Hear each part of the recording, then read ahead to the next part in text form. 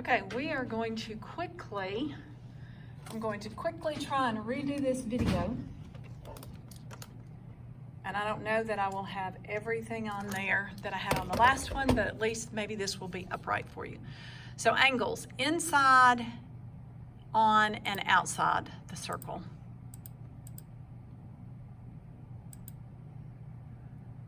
Okay, this is just a review of the inscribed angles, how to find missing arcs, missing angles. Hopefully you have looked at all this and know the pattern. The entire circle is 360. Again, this is page 4, 360. So you need to be able to find this arc, and 65 is an inscribed angle, so twice that is going to be 130.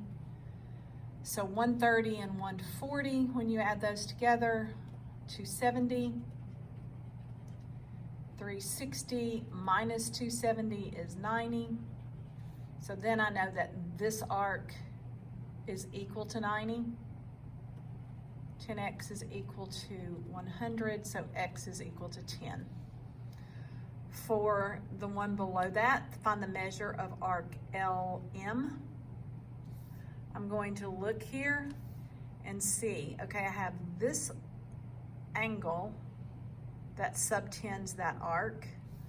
I also have this angle that subtends the same arc. They both open up to that arc. So that means those two angles are congruent to one another. So you just set them equal to each other. And you get x is equal to 0. So this angle is 55, also 55. That means this arc is 110.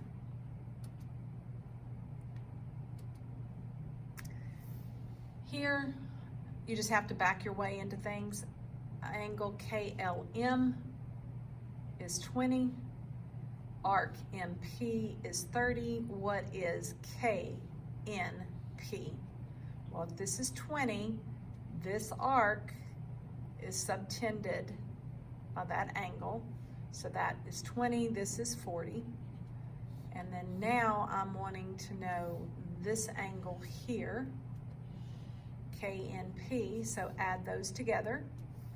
And I get 70, and half of 70 is 35. Here, AMB is 74, which means this arc is 74. We want CDB, this angle right there. Well, if this is 74, this is a diameter, which means all of this is 180. So this piece is 106. Half of 106, because this is the arc, that's 106, is CB. Half of that is 53. Okay. Page 11, make sure you know how to do those problems. This is an angle on the circle. However, most of the time, they will be formed like this. And you're looking for the arc. Well, the arc that is created goes all the way from here to here. And let's say it's, I don't know, 160 degrees. That means this angle would be half. It's treated just like an inscribed angle. If you have the vertex on the circle, whether it's the vertex of an inscribed angle or the vertex of a tangent and a secant, it is going to be half of the arc. The other type, okay, this is just an inscribed angle here, vertex there. When I look at this second drawing, these angles that we are looking at are not on the circle, and they are not at the center of the circle, because the center may be right here. These are not. So the way to find those are to look at the vertical angles, and the vertical angles meaning this angle and this angle. They subtend or open up to or create, however you want to word it, these arcs.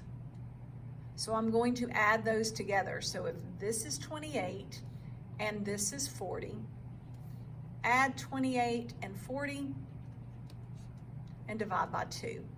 So 68 divided by 2, I get 34 and 34. The good thing is, I know that these are supplementary angles because they form a straight line. So this angle is 180 minus 34, which is what is that?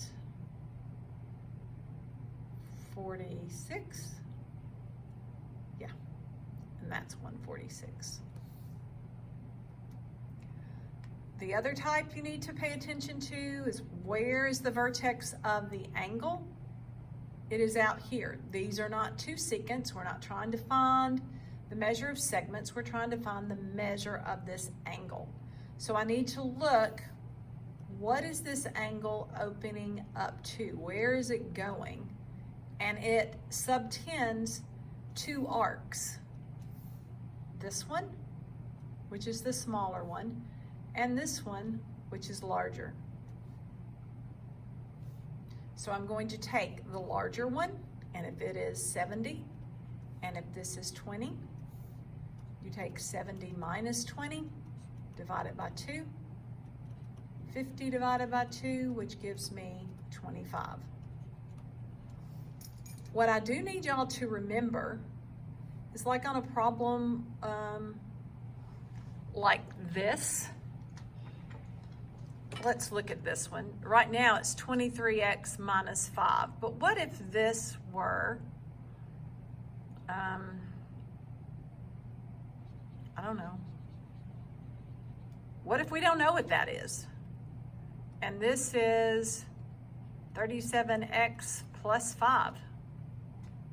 What do we do with that type problem? I know my angle is out here, so I know I'm going to have to take the bigger angle, or arc, minus the smaller arc. But what am I going to name that arc? All that divided by 2 equals this 5x plus 17. What do I name this? I can't name it x, but I only have two arcs here. This one and this one.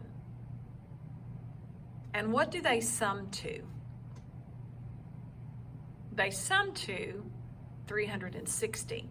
So this arc could be 360 minus 37x plus 5.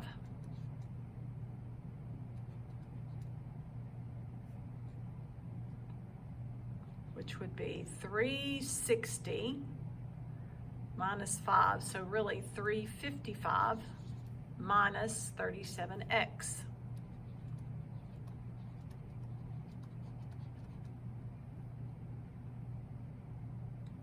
And then you can solve back for this, but I just want you to think, don't leave your common sense outside the door with you.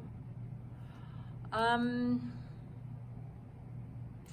don't think you'll have any issues with those. I do want you to look at 78. What's interesting is we are going to be able to create all kinds of triangles inside these circles. So if that's 78, and if this arc is 168, we want to find this arc here. Here's our angle. It's inside the circle. There's nothing else I can do. I can't say, oh, it's half of this to give me, or twice this to give me the arc. I do know that this is a triangle though, so let's add 78 and 40, and then subtract that from 180. So this angle is 62. And the reason that helps me is because this arc is subtended by that angle. So this entire red arc is twice 62, which is 124. So now let's look at this. If I have 168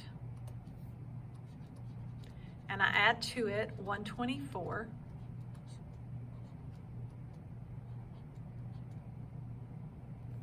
I go from here all the way around to here. This is the piece that I still need. So let's take 192 and subtract it from 360. Is that 78 or 68? That is 68 degrees. Okay? All right, that is it for angles on, inside, and outside of a circle. What you need to pay attention to is where is the vertex of the angle. If you need anything, reach out.